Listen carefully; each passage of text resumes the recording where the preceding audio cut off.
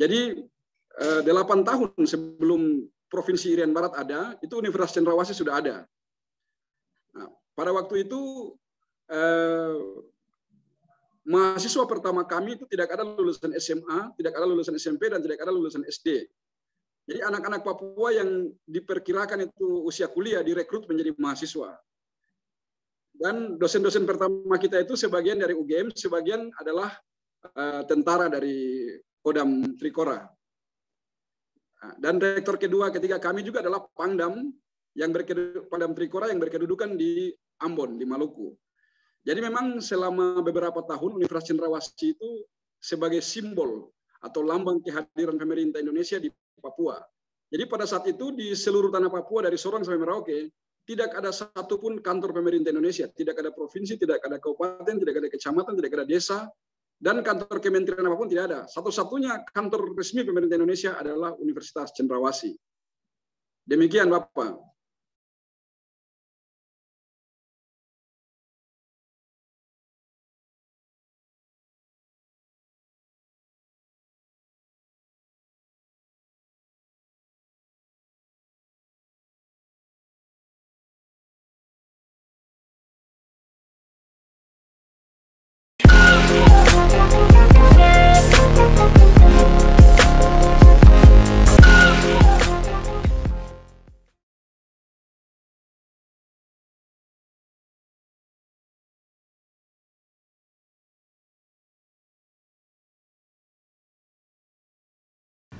Assalamualaikum warahmatullahi wabarakatuh. Waalaikumsalam. Bersama saya Bambang Sadono di channel Inspirasi untuk Bangsa. Mudah-mudahan kita bisa berdialog di channel ini secara jernih, berimbang, dan arif. Saya sudah mempersiapkan beberapa video untuk Mangayu Bagyo Dies Natalis ke-45 Universitas 11 Maret Surakarta. Saya bertemu dengan banyak alumni dan kali ini saya bertemu dengan Dr. Insinyur Apollo Savanpo, STMT, Rektor Universitas Cendrawasih. Apa kabar Pak? Selamat siang, kabar baik Bapak. Ya, Pak Apollo, ini ada gelar yang double, insinyur dan sarjana teknik. Itu memang kuliah 2 kali atau seperti apa? Ya, terima kasih Bapak. Jadi sesuai dengan amanat Undang-Undang Nomor 11 Tahun 2014 tentang keinsinyuran, gelar insinyur adalah gelar profesi yang mana kalau kita mengacu pada Undang-Undang Nomor 12 Tahun 2012 tentang pendidikan tinggi, itu perguruan tinggi menyelenggarakan 3 jenis pendidikan, yaitu pendidikan akademik, pendidikan vokasi, dan pendidikan profesi. Jadi gelar ST itu adalah gelar akademik kalau seseorang lulus S1 Fakultas Teknik, lalu kalau dia mengikuti pendidikan profesi keinsinyuran, dia dapat gelar profesi insinyur. Oke, jadi ternyata ini memang ada ada kekhususannya ya, karena profesi seorang insinyur. Pak Apollo, usia 42 tahun sudah memimpin perguruan tinggi negeri yang sangat sangat historis, sangat penting, mungkin juga sangat membanggakan bagi masyarakat Papua. Apa kesan Anda sekarang? Ya, pertama saya bersyukur kepada Tuhan atas kesempatan dan kepercayaan yang diberikan kepada saya. Dan juga terima kasih banyak kepada para guru besar dan Senat Akademik Universitas Cendrawasih dan Bapak Menteri Riset, Teknologi, dan Pendidikan Tinggi yang telah memberikan kepercayaan dan amanat kepada saya untuk mengemban tugas sebagai Rektor Universitas Cendrawasih. Ini adalah suatu kepercayaan yang besar.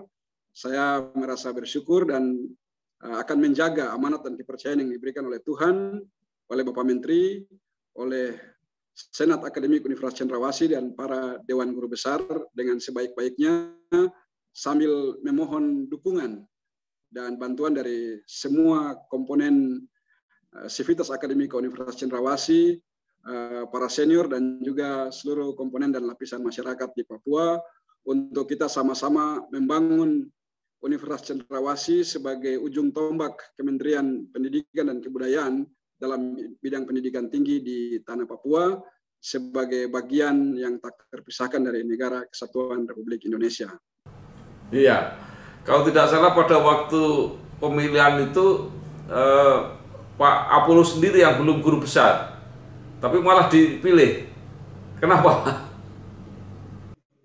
Ya, memang Universitas Cendrawasih punya sejarah yang cukup panjang dan juga ada masalah-masalah sosial budaya, sosial politik yang senantiasa dikaitkan dengan Universitas Cendrawasih, sehingga mungkin saja Senat Akademik Universitas Cendrawasih dan Dewan Guru Besar melihat bahwa saya akan mampu bersama segenap Sivitas Akademika untuk menciptakan iklim dan kondisi serta suasana akademik yang kondusif di kampus, serta dapat mengemban tugas sebagai rektor sehingga mereka memberikan amanat dan kepercayaan kepada saya untuk memimpin Universitas Cendrawasih. Ya. Pak Apollo, saya melihat jenjang studi Pak Apollo ini menarik ya. S1 diambil di Solo, S2 di Surabaya, S3-nya di Semarang. Jadi seluruh kota besar di Jawa didatangi semua. Ya. Jadi berarti menghabiskan waktu yang sangat lama untuk studi ini Pak Apollo. Ya, benar Bapak. Jadi terima kasih. Saya juga pada mulanya tidak menyadari bahwa saya menghabiskan seluruh pendidikan baik S1, S2, dan S3 itu di Jawa. Tapi saat ini saya menyadari bahwa ternyata dengan menimba ilmu di tanah Jawa, itu bukan hanya kita mendapatkan ilmu pengetahuan dan teknologi, tapi kita juga belajar budaya, juga belajar bagaimana menjadi seseorang yang berkarakter baik. Jadi kita ketika belajar di Jawa itu, selain kita dididik dan dibina di kampus, itu di dalam lingkungan masyarakat tempat di mana kita tinggal, di situ juga kita dibina. Kita juga belajar dari lingkungan, belajar dari masyarakat, bagaimana kita hidup bersama, menghargai orang lain, menghormati orang lain, hidup secara damai, berdampingan, berlaku adil, jujur. Saya kira kita mendapat banyak hal di kampus-kampus di tanah Jawa. Pak Apollo, bagaimana tadinya asal mula memilihnya itu? Kenapa tiba-tiba memilih Fakultas Teknik UNS, kemudian S2 di Surabaya, kemudian S3 di Undip? Itu prosesnya seperti apa? Ya, terima kasih Bapak. Jadi pada saat saya lulus SMA di Jayapura, itu pada saat itu ada seleksi calon beasiswa, calon penerima beasiswa pemerintah Provinsi Papua, di mana pada saat itu pemerintah Provinsi Papua bekerja sama dengan 10 perguruan tinggi negeri di Jawa. Ada di ITS, di Semarang, itu Undip, lalu di Bandung itu di ITB, di UI Jakarta, UGM di Jogja, dan beberapa perguruan tinggi negeri yang lain.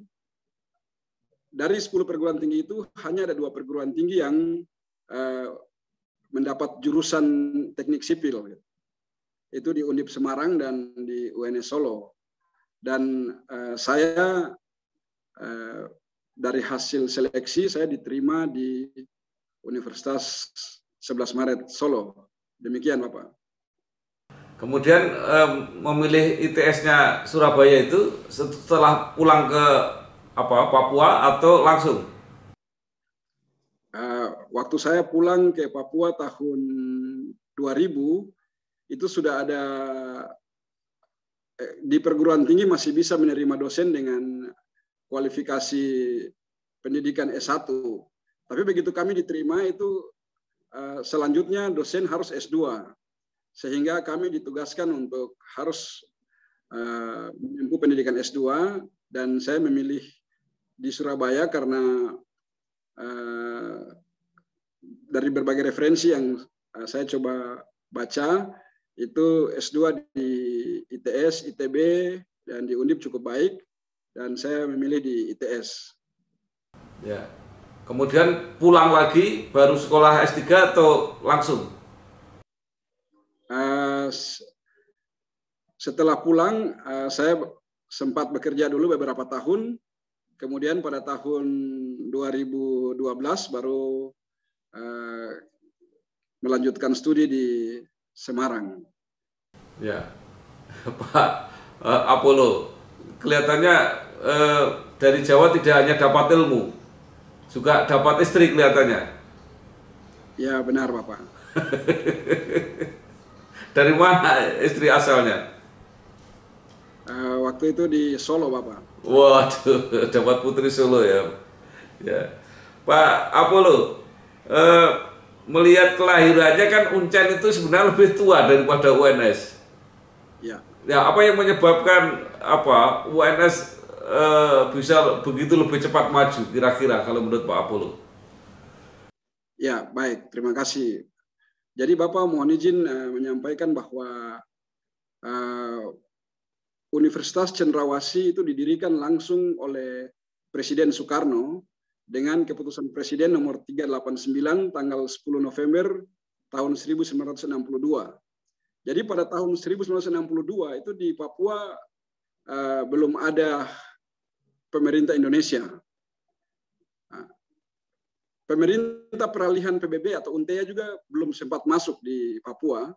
Tapi Presiden Soekarno sudah mendirikan Universitas Cendrawasih di Kota Baru, waktu itu namanya, sekarang Jayapura, dengan keputusan Presiden.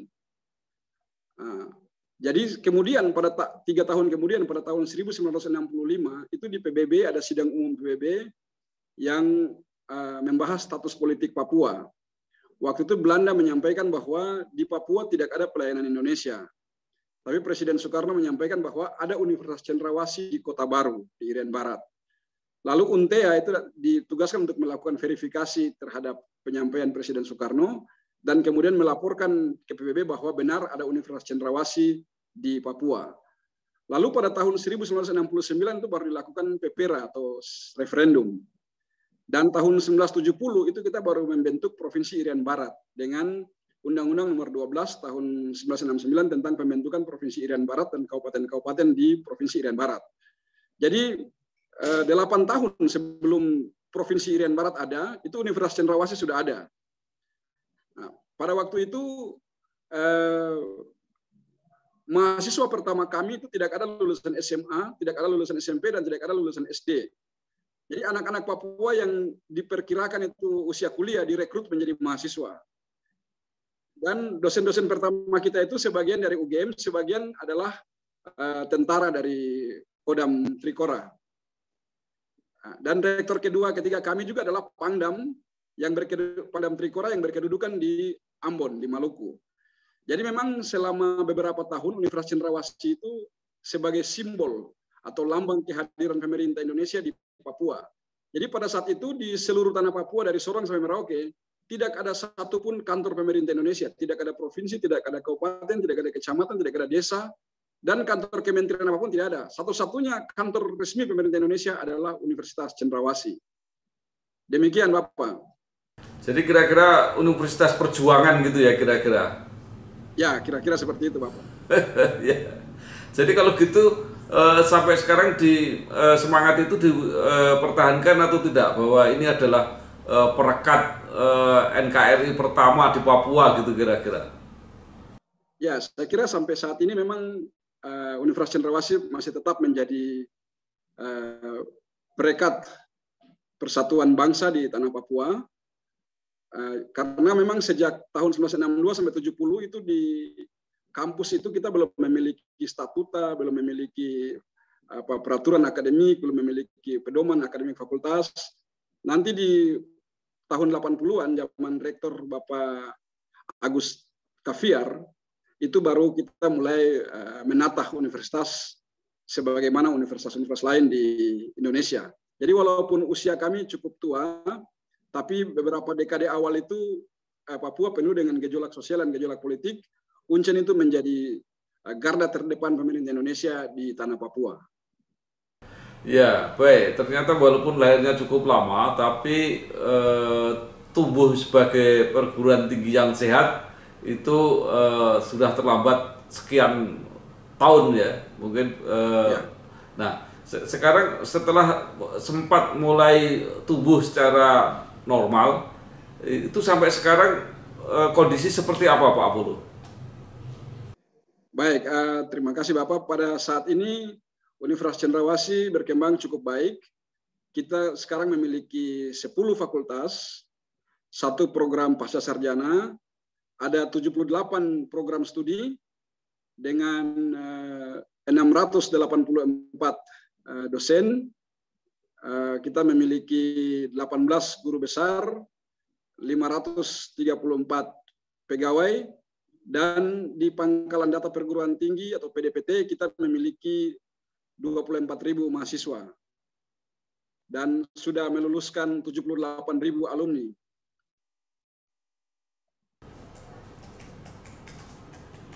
Jadi kalau begitu boleh dikata sekarang sudah menjadi perguruan tinggi yang bukan hanya normal sehat, tapi perguruan tinggi yang sudah mulai maju, Pak Apollo.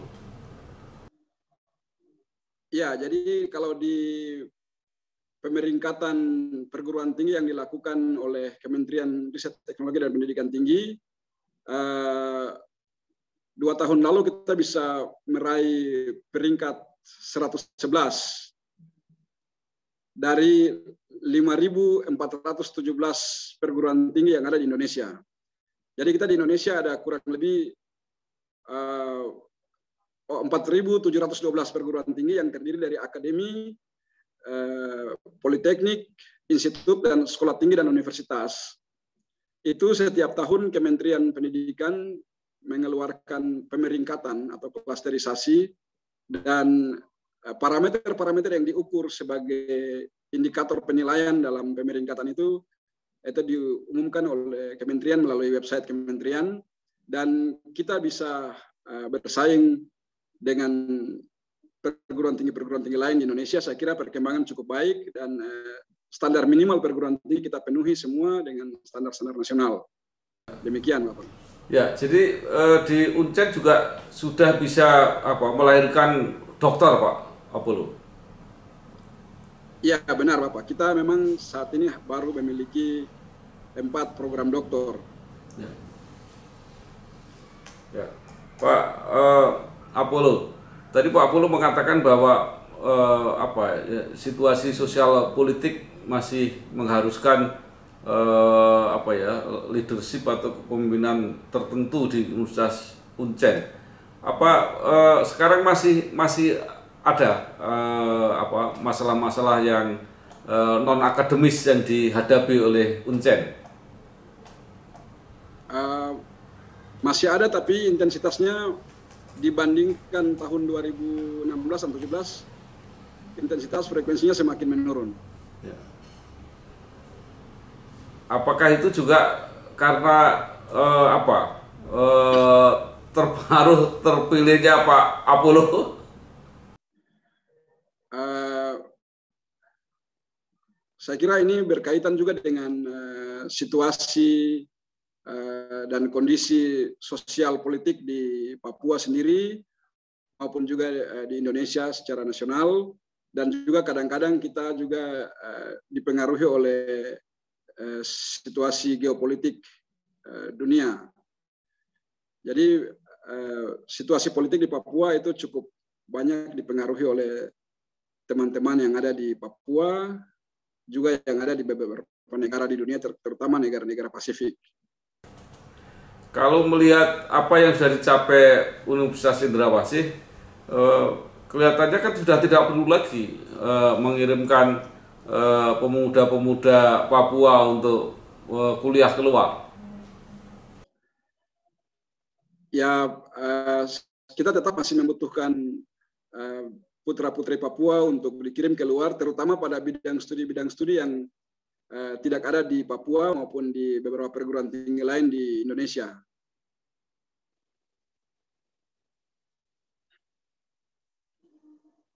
Ya, idealnya seperti itu. Cuma saat ini kemarin sebelum ada pandemi COVID itu trennya masih cukup tinggi karena minat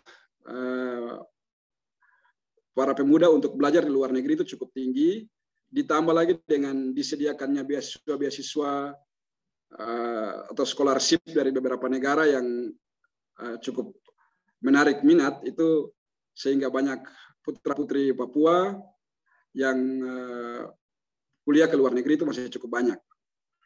Ya, sekarang ada nggak yang kuliah di Universitas Cendrawasih yang berasal dari luar Papua atau bahkan dari luar negeri? Ya, kalau amanat undang-undang kita itu perguruan tinggi di Indonesia menerima mahasiswa baru dengan melalui 2 jalur, yaitu jalur nasional dan jalur mandiri. Pada jalur nasional itu biasanya didominasi oleh calon mahasiswa dari luar Papua. Jadi kita punya banyak mahasiswa yang dari Aceh, dari Sumatera Utara, sampai ke Maluku itu sangat banyak. Oleh karena itu biasanya kuota pada jalur nasional itu kita batasi, dan kita memberi ruang yang lebih besar kepada jalur mandiri untuk memberikan kesempatan yang lebih luas kepada putra-putri di Papua. Walaupun nanti putra-putri yang di Papua juga itu juga banyak teman-teman yang dari luar Papua juga. Demikian, Bapak. Ya, jadi sekarang hubungan antar putra putri dari berbagai kepulauan ini sudah nggak ada masalah ya di Papua kalau gitu? Tidak ada masalah, Bapak. Semuanya bisa bersinergi dengan baik dan berbelajar dengan baik layaknya mahasiswa di perguruan tinggi lain di Indonesia. Ya, Pak Apollo pertama kali kan kuliah di Solo ya, menyesuaikan dengan masyarakat di Solo. Lah mungkin Pak Apollo bisa cerita sendiri lah bagaimana awal-awal menyesuaikan dengan masyarakat di Solo itu. Ya, baik. Ketika kami waktu itu ada 10 orang kami ke Solo, itu pertama kami tinggal di asrama mahasiswa UNS di Ngoresan. Dan di asrama itu sebagian besar mahasiswa itu berasal dari luar Solo, tapi masih dalam Keresidenan Surakarta. Saya kira situasinya sangat baik, sama dengan kita merasa tinggal di rumah sendiri karena teman-teman di asrama sangat ramah dan memperlakukan kami seperti keluarga sendiri. Bahkan ketika kami kos di luar, itu masyarakat di lingkungan juga sangat ramah dan bahkan sering membantu kami apabila kami mengalami kesulitan dalam bidang keuangan, ekonomi maupun kesulitan yang lain. Misalnya sakit. Saya kira kita merasa seperti berada di tengah-tengah keluarga sendiri. Dan kami sangat mengapresiasi, saya kira sangat baik. Saya merekomendasikan anak-anak dari berbagai daerah kalau belajar ke Jawa Tengah bukan hanya dapat ilmu tapi akan mendapatkan banyak hal yang baik dalam pembentukan karakter untuk kebersamaan, menjaga persaudaraan, persatuan bangsa itu sangat baik. Makanan Solo juga cocok, Pak Apollo? Sangat cocok, Bapak. bahkan sekarang masih sering nyari, Pak. Sering nyari nasi liwet, ya. Kalau ke Solo ya sempatkan diri ya wedangan. Ya. Itulah, Pak. Iya, baik Pak Apollo. Sekarang kan UNS sudah maju sekali ya dibandingkan pada saat Pak Apollo kuliah di situ. Sekarang boleh dikata sudah menjadi perguruan tinggi papan atas lah di Indonesia ini. Nah, mungkin sebagai alumnus Pak Apollo punya apa pesan atau harapan lah, ya, saran apa yang bisa disampaikan, karena tentu UNS juga masih punya cita-cita yang lebih tinggi lagi untuk menjadi 500 perguruan tinggi dunia. Ya. Monggo Pak. Ya, terima kasih Bapak. Pertama-tama saya merasa bangga bahwa pernah menjadi bagian dari Universitas 11 Maret Jakarta, tempat di mana kami belajar, kami menimba ilmu, kami dididik, dibina menjadi orang yang dewasa. Jadi kami merasa bangga menjadi mahasiswa UNS dan terus berharap semoga UNS terus maju, berkembang, menjadi inspirasi bagi bangsa kita, terutama bagi generasi muda, bisa menjadikan Universitas 11 Maret sebagai tempat tujuan untuk belajar dan menimba ilmu, mempersiapkan diri menjadi pemimpin di masa yang akan datang. Saya secara khusus merasa bangga karena beberapa waktu lalu UNS sudah menjadi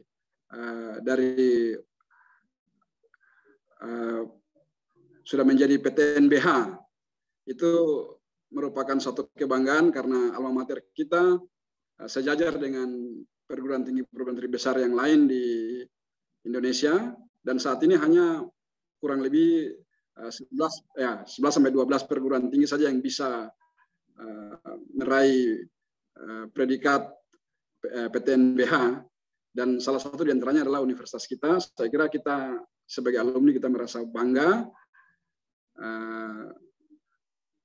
dengan harapan ini Universitas 11 Maret terus maju dan berkembang menjadi tujuan belajar bagi mahasiswa di seluruh tanah air Indonesia. Dan satu hal lagi mungkin perlu saya sampaikan juga bahwa saat ini Universitas 11 Maret dalam pemeringkatan Kementerian Pendidikan dan Kebudayaan itu selalu menempati posisi 10 besar. Itu juga merupakan satu kebanggaan bagi kita. Ini terima kasih banyak kepada Bapak mantan Rektor Profesor Dr. Rafiq Arsidi, dan juga apresiasi yang sangat tinggi kepada Bapak Rektor yang sekarang, Profesor Jamal Wiwoho. Saya kira beliau berdua sebagai orang tua kami berharap di tangan Bapak Rektor yang sekarang Universitas 11 Maret terus maju dan berkembang menjadi inspirasi bagi banyak orang, bukan hanya di Indonesia tapi juga di berbagai negara. Terima kasih. Terima kasih Dr. Insinyur Apollo Savanpo, STMT, Rektor Universitas Cendrawasih, Jayapura. Sekali lagi terima kasih telah bergabung, dan selamat kepada UNS Dies Natalis yang ke-45. Sukses menjadi PTNBH. Mudah-mudahan segera menular ke Universitas Cendrawasih. Terima kasih. Terima kasih. Mohon izin Bapak, atas nama pimpinan dan keluarga besar Universitas Cendrawasih Jayapura, Papua, kami mengucapkan selamat hari ulang tahun kepada Universitas 11 Maret Surakarta yang ke-45, tanggal 11 Maret 2021. Semoga UNS terus berjaya, maju dan berkembang menjadi inspirasi bagi kita semua. Terima kasih. Terima kasih, sukses Pak. Ya, sampai ketemu. Oke, matur nuwun. Pak. Ya.